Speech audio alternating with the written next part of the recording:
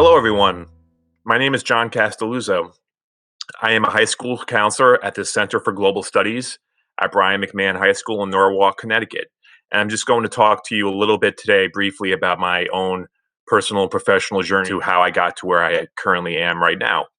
And so, to start off with, I um, to be a high school counselor, you need to first off go to college and earn your bachelor's degree, your 4-year degree. So I went to the University of Connecticut and earned my bachelor's degree in human development and family studies in 2002, and I continued at UConn to earn my master's degree in counseling psychology through the School of Education there, educational psychology.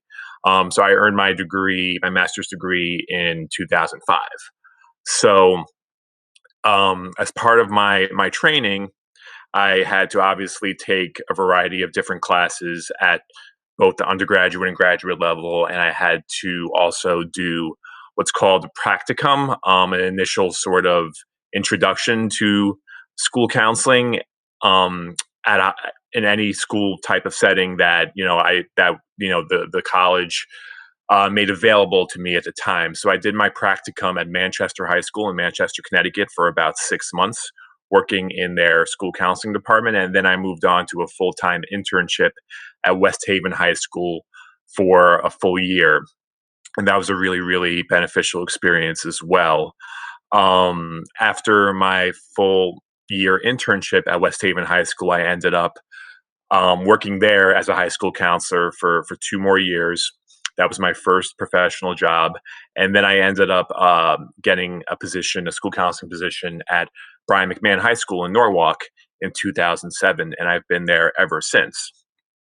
As I initially mentioned, I actually work for a magnet program called the Center for Global Studies, which is in a sense a school within a school. So it's housed at Brian McMahon High School, but instead of working with almost 2,000 students at the high school level, the Center for Global Studies only has an enrollment of about 275 students altogether. So as the sole high school counselor for the Center for Global Studies, or CGS as it's called, I work with those 275 students exclusively. And that is a new position. I've always worked with some of those students before, but I've also had a mix of students from both Global Studies and Brian McMahon, but they decided to hire a counselor just for the Center for Global Studies this past year, and I was happy to get that job because I've had a lot of experience working with those students and the staff within that program. What does a typical day look like as a high school counselor? I wish I could say there was such a thing as a typical day. But any given day, I would probably have a variety of appointments set up with students, to talk to them about either academic issues, any personal or social issues, or just to talk about things such as course selection, academic goals. There are times where I have to schedule parent meetings with teachers and administrators, and sometimes students and parents, if a student is struggling on an academic or behavioral level in a class or two or many. I also sometimes go into classrooms to do presentations or lessons regarding college or career planning. So that also happens. But many times, to be honest, I plan, a typical day, and then something happens where it might throw off my day. So, for example, a student may come down and they're in a little bit of a crisis situation. So then that takes precedence over whatever I'm, addressing at that point in time. So, there really is no typical day.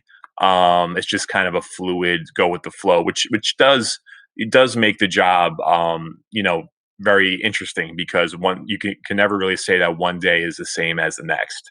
So that's really what I do enjoy about the job. It's never really 100% predictable, and obviously I do enjoy working with high school students and adolescents. So that's in and out, a big part of my day.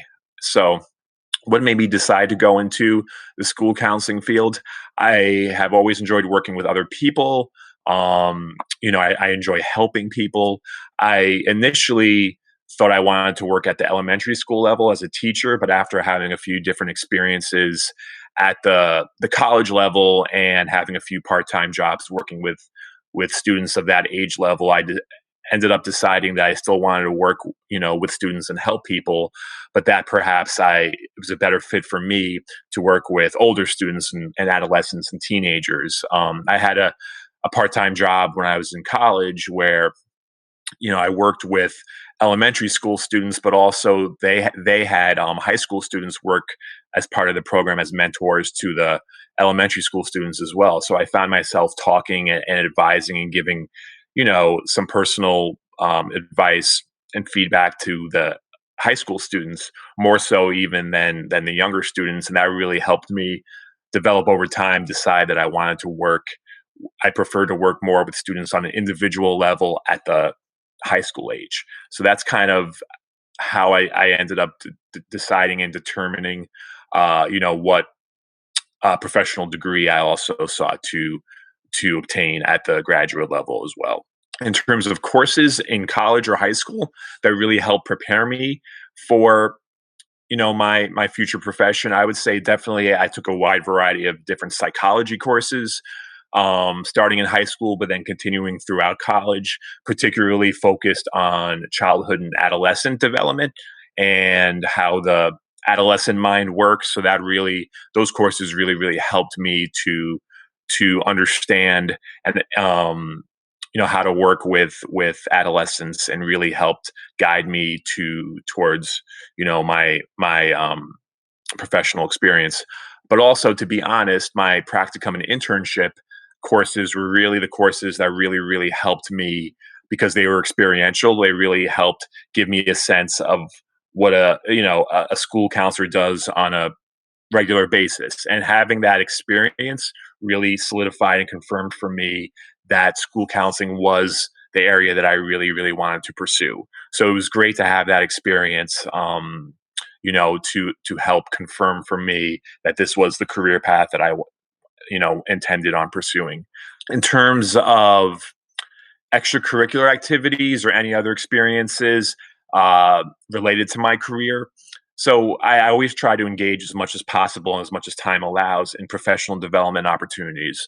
So professional conferences. I've been to various conferences sponsored by the Connecticut School Counseling Association, which is the professional organization that oversees school counselors in the state of Connecticut. I even went to San Diego a few years ago to participate in a national college counseling conference for 3 or 4 days, and that was really informative and interesting. From time to time, I try to attend various workshops sponsored by such organizations as the College Board, which is the organization that oversees the SATs and AP testing and a variety of other college-related services. So those professional development opportunities really help me stay stay in the know of important developments within the profession, within the field, so that I could better enhance my professional capabilities of helping my students on a regular basis. In terms of maintaining focus to study and prepare for college level coursework and exams and projects and whatnot, um, some strategies I used while I was in college and grad school was I really tried to plan ahead of time and really try to complete my assignments and not procrastinate, and not put off, doing the work or the required studying, until the very last minute. So while some of my friends and roommates in college,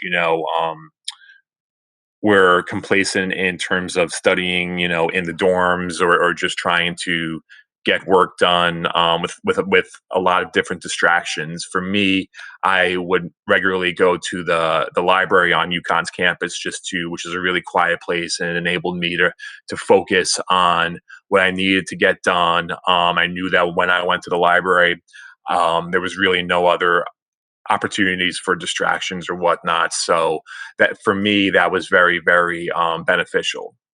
So just knowing yourself and knowing, sort of the type of student you are and the type of worker you are, I think is really, really important in order to be successful at the high school and college level, or whatever, whatever profession you decide to pursue in terms of preparing for that. Um, and also planning ahead, as I mentioned. I do think that over time I learned, you know, I developed that skill where, a teacher, or professor, assigned a particular project or assignment, and I really had to make an effort to make sure that I stayed on top of deadlines, and to make sure that I completed my work ahead of time, because I knew for me, if I waited too long, it would cause, some undue stress and anxiety, which was not necessary if I, completed everything ahead of time.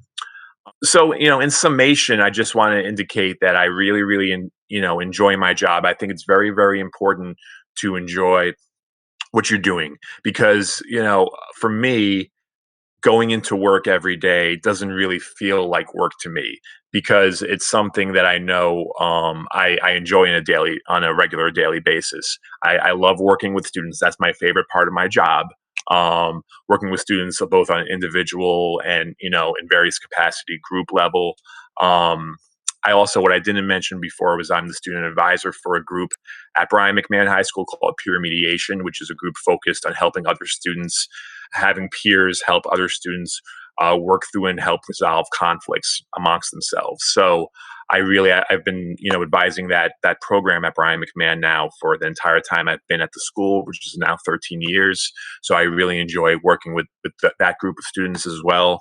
Um, which is not to say that, there aren't days where, um, things happen and things pile up at work, and it doesn't cause some stress and anxiety at times. But that, I feel, is sort of a normal, um, thing that happens in just about any profession. You're going to have your days that are more stressful, busier than others, where things might seem a little overwhelming. But, you know, when those days do occur, I do, keep in mind, in the back of my mind, that it's just a temporary sort of situation, and that, the larger sort of thing that keeps me going is that I know that, day in and day out, I always have my students' best interests in mind. So whatever, potential stressors or obstacles that come along, I know that I'm, able to get through them for that greater goal and greater good of my students.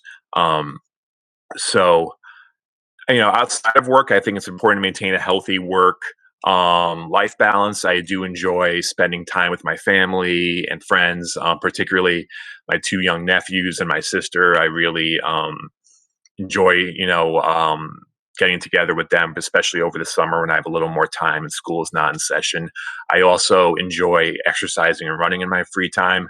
I've run, a bunch of half marathons, and I've actually trained and ran three full marathons. So, to me, engaging in those activities outside of work really helps clear my mind, and helps me maintain a really solid personal and professional balance, which I think is important. Work is very important, obviously, and you spend so much of your adult lives, at your job. So I do feel it's very, very important to really enjoy what you're doing and be passionate about what you're doing, regardless of what career you end up deciding to pursue. But it's also important to maintain that, delicate balance, a healthy balance of professional responsibilities and also personal interests and responsibilities. So, and then just some key points I would like anyone who watches this video to take away is just to, you know, try not to let other people dictate or decide for you what career or life path you would like to attain. I see so many of my students sometimes, um, you know, express or tell me that they are interested in this particular, or they want to go into this particular field because their parents or other people are telling them that this is where they should focus their attention on. But then as I get to talk to them a little further, a little more in depth, I recognize sometimes that they're not necessarily making those decisions for themselves. They're more doing it to please or pacify other people in their life. And I really feel that it's important to really focus on what you're interested in, what you're really passionate for. Because, over time, if you enter a profession or pursue a job that you're really not that energized and passionate about, um, it could impact your happiness.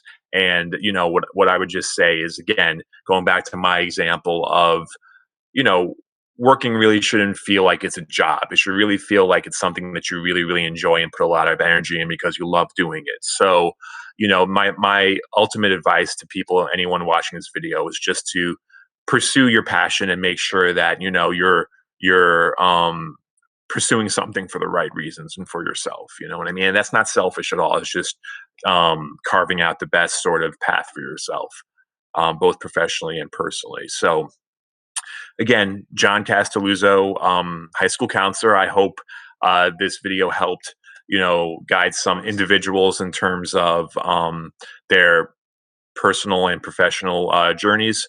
And I really, really appreciate, doing this. And that's it. Have a great day. Take care. Bye bye.